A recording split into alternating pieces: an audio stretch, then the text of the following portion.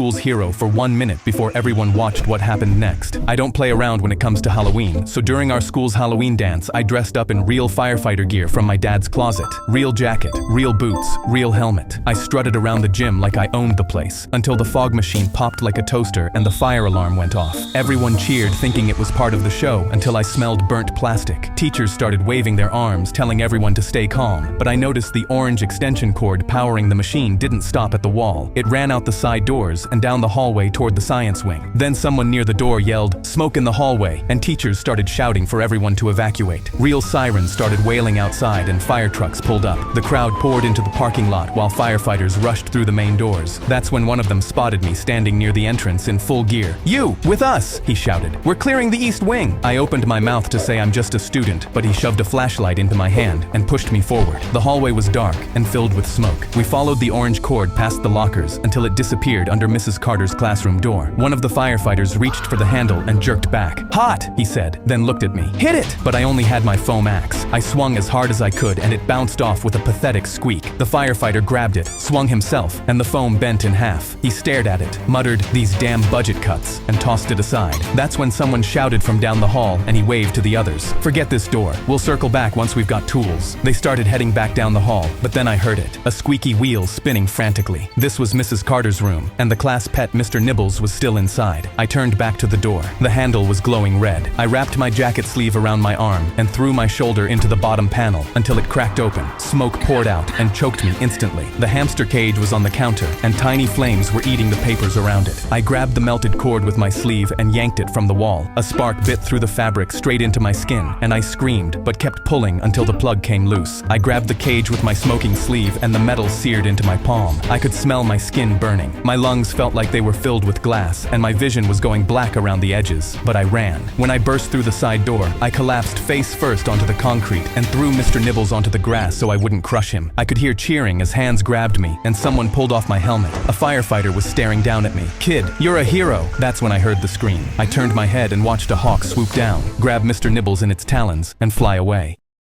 When I saw Kimberly walking out of the boys' bathroom, I asked, "What were you doing in there?" She instantly. My teacher looked at my drawing, covered her mouth, and ran out of the room screaming. Our assignment was to draw something that makes us happy, so I drew me and my dad fishing at the lake, something we do every Saturday. I picked up my paper to see what she saw. 2 stick figures, a fishing rod, a lake, a building that said Larry's Bait and Tackle, and a fish that I even labeled Fish in case there was any confusion. I had no idea what I did wrong. She came back with 2 security guards, still screaming, grabbed my drawing off my desk, and pointed at me like I was dangerous. They walked me out without saying a word and sat me down in Principal Carter's office. He had my drawing under a desk lamp like he was examining a ransom note. He looked up. "Explain this." I told him it's me and my dad fishing at the lake. He pointed at my stick figure's hand. "You're telling me this is a fishing rod when I'm looking at a weapon." I told him there's a line coming off it with a fish on the end, and I literally wrote the word fish next to it. Mrs. Keller leaned in. "It looks like he's aiming at the building." I told her it's Larry's Bait and Tackle where we buy worms, and he's facing the water because that's where fish live, and that's how fishing works. I didn't understand how every adult in the room was looking at a fish and seeing a threat. Principal Carter picked up his phone and called my dad. "Mr. Davis, your son drew an image that appears to depict a school shooting. We need you here immediately." I sat there staring at my drawing, wondering how I ended up here. My dad showed up still in his work shirt with dirt on his hands and stopped in the doorway. "Where is he? What did he draw?" Principal Carter slid the drawing across the desk, and my dad picked it up, stared at it, and laughed. Not a chuckle, a full laugh. "This is from last Saturday." He pulled out his phone, turned it around, and the photo was right there. Me standing in front of Larry's Bait and Tackle holding my fishing rod. Same building, same rod, same everything. He looked at the principal. "Is everyone in this room slow? My son drew a fish, labeled it fish, drew a fishing rod, drew a bait shop, and you looked at that and saw a school shooting. Nobody said anything. You pulled my son out of class and called me at work because not one adult in this building stopped and said, 'Hey, maybe that's a fishing rod.'" Mrs. Keller stared at the floor, and Principal Carter had nothing. My dad put the drawing in his pocket. "We're done here. Let's go." Next art class, I drew Mrs. Keller and labeled it Donkey in case there was any confusion.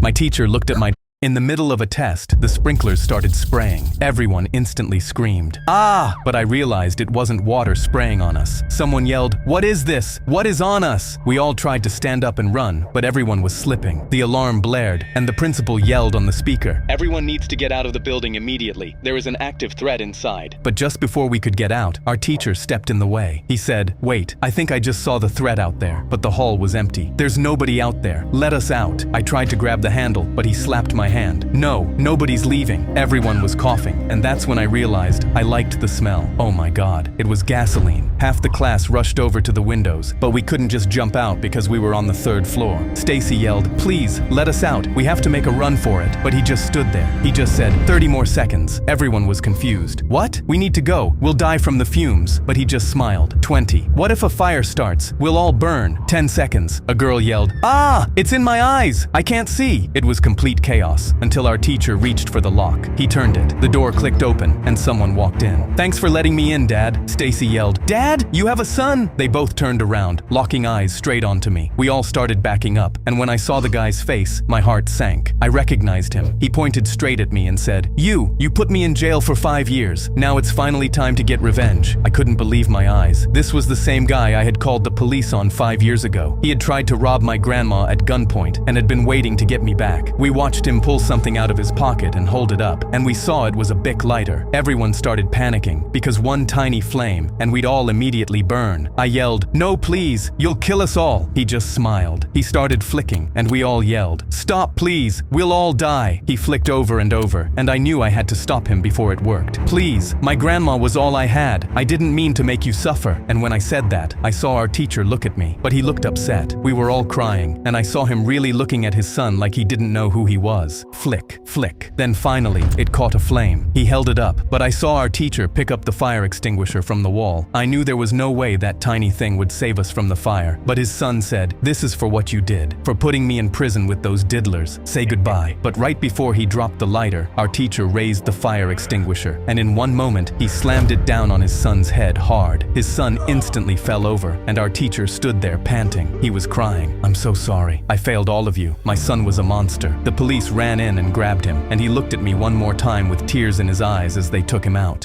In the middle